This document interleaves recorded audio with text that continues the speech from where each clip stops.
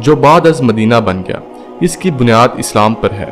مکہ مکرمہ میں مسجد حرام مسلمانوں کے لیے مقدس ترین مقام ہے، جبکہ بیت المقدس میں مسجد اقصی اسلام کا تیسرا مقدس مقام ہے۔ اس شہر کی سب سے اہم خصوصیت یہ ہے کہ یہاں مسجد نبوی اور حضور نبی کریم صلی اللہ علیہ وآلہ وسلم کا روضہ مبارک ہے، جس کی زیارت کے لیے ہر سال لاکھوں فرزندان توحید یہاں پہنچتے ہیں۔ تاریخ اسلام کی پہلی مسجد مسجد قباء بھی مدینہ میں قائم ہے۔ مکہ مکرمہ کی طرح مدینہ منورہ میں بھی صرف مسلمانوں کو داخل ہونے کی اجازت ہے۔ دونوں شہروں میں قائم مختلف مساجد میں ہر سال حج کی مناسبت سے لاکھوں مسلمان عبادت کرتے ہیں۔ اس کی ایک اور خصوصیت یہ ہے کہ مدینہ منورہ کے چاروں طرف فرشتے ہیں اور دجال یہاں نہیں آ سکے گا۔ قبل اسلام شہر مدینہ یثرب کہلاتا تھا۔ یہ ایک اہم تجارتی قصبہ تھا اور یہاں کے بت پرست باشندے ہر سال زیارت مکہ کیا کرتے تھے۔ یہ شہر عرب یہودیوں کا بھی مرکز تھا۔ نبی کریم صلی اللہ علیہ اور بنو نجار شامل تھے۔ بنو اوس اور بنو خزرج کے طاقتور قبائل کے درمیان 610 عیسوی کی دہائی سے 120 سالہ طویل جنگ چل رہی تھی۔ 622 عیسوی میں حضرت بدر، احد اور احزاب کے غزوات کے بعد فتح مکہ کا تاریخی واقعہ رونما ہوا۔ تاہم نبی کریم صلی اللہ علیہ وآلہ وسلم اپنی جائے پیدائش مکہ میں رہنے کی بجائے دوبارہ مدینہ واپس آئے۔ خلافت راشدہ کے بعد حضرت امیر معاویہ رضی اللہ تعالی عنہ نے دارالحکومت دمشق منتقل کر دیا گیا۔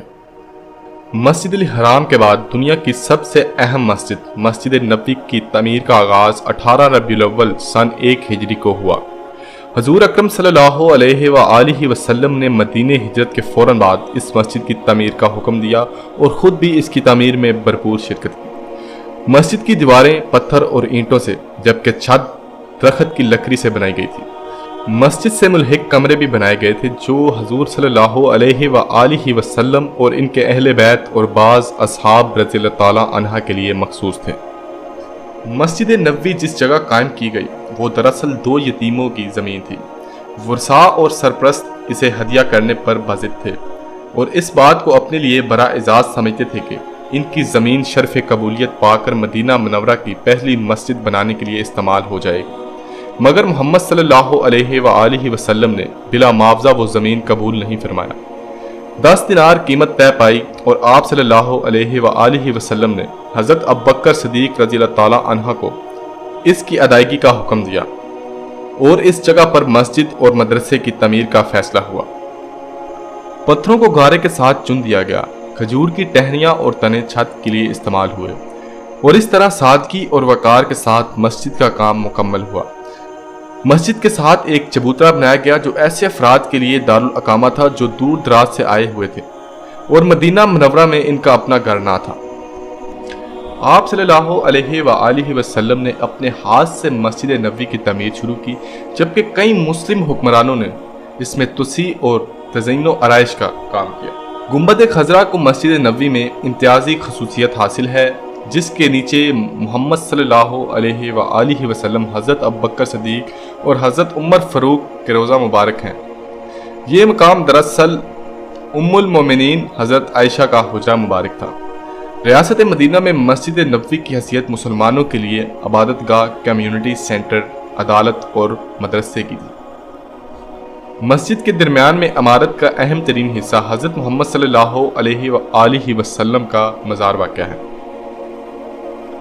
جہاں ہر وقت زائرین کی بڑی تعداد موجود رہتی ہے۔ مسلمانوں کا عقیدہ ہے کہ یہاں مانگی جانے والی ہر دعا قبول ہوتی ہے۔ خصوصاً حج کے موقع پر رش کے باعث اس مقام میں داخلہ انتہائی مشکل ہو جاتا ہے۔ اس مقام پر منبر رسول بھی ہے۔ سنگ مرمر کا بنا حالیہ منبر عثمانی سلاطین کا تیار کرتا ہے۔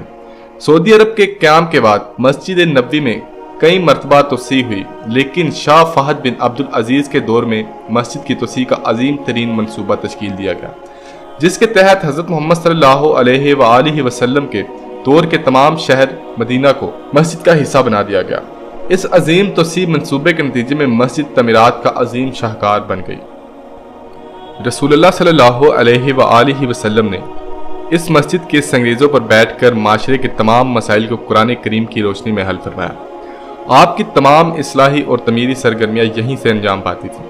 سینکڑوں مہاجرین کی اس چھوٹی سی بستی میں منتقل ہونے کے نتیجے میں آبادی کے مسائل تھے۔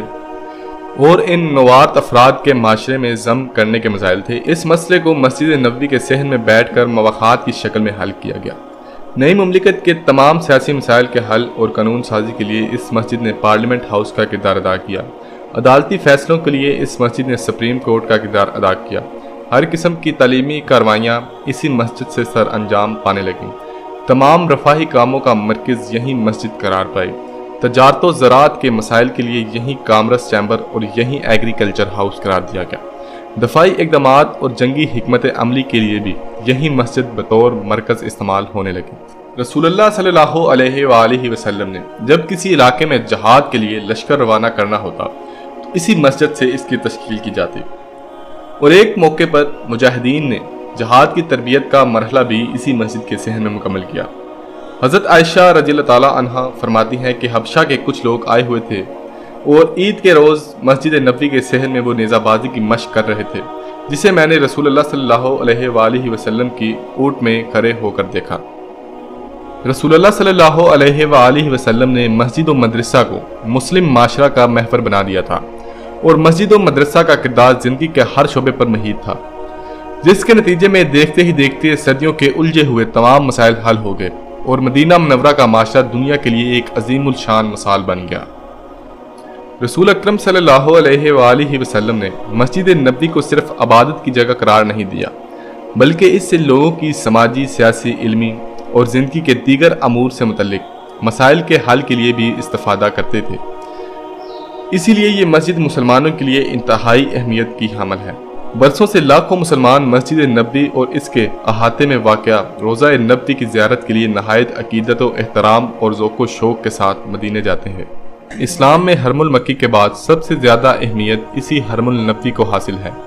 قرآن کریم کی سورۃ التوبہ میں مسجد نبوی کی طرف اشارہ اس آیات میں ملتا ہے۔ جو مسجد پہلے روز سے ہی تقوی کی بنیاد پر بنائی گئی ہے، وہ اس بات کے لیے زیادہ موزوں ہے کہ تم اس میں عبادت کے لیے کھڑے ہو۔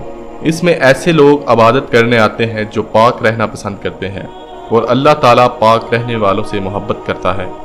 اس مسجد کی اہمیت کا اندازہ رسول اللہ صلی اللہ علیہ وآلہ وسلم کی درج ذیل احادیث سے بھی لگایا جا سکتا ہے۔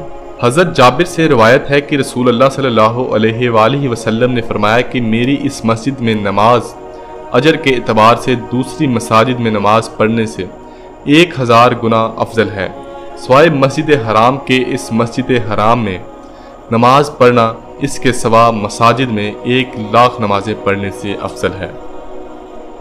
ایک اور جگہ فرمایا ہے 3 مساجد کے علاوہ کسی دوسری مسجد کا زیادہ ثواب حاصل کرنے کی نیت سے سفر اختیار نہ کیا جائے، یعنی مسجد الحرام، مسجد النبوی اور مسجد الاقصی۔ ایک اور حدیث ہے، یعنی کہ آپ صلی اللہ علیہ وآلہ وسلم کے منبر شریف اور حجرہ مبارک کا درمیانی حصہ جنت کے باغوں میں سے ایک باغ ہے۔ سعودی عرب کے فرمانروا شاہ عبداللہ نے مسجد نبوی کی تعمیر و توسیع کے لیے 4 ارب 70 کروڑ ریال کے عظیم منصوبے کا اعلان کیا تھا۔ منصوبے کے مطابق مسجد نبوی کے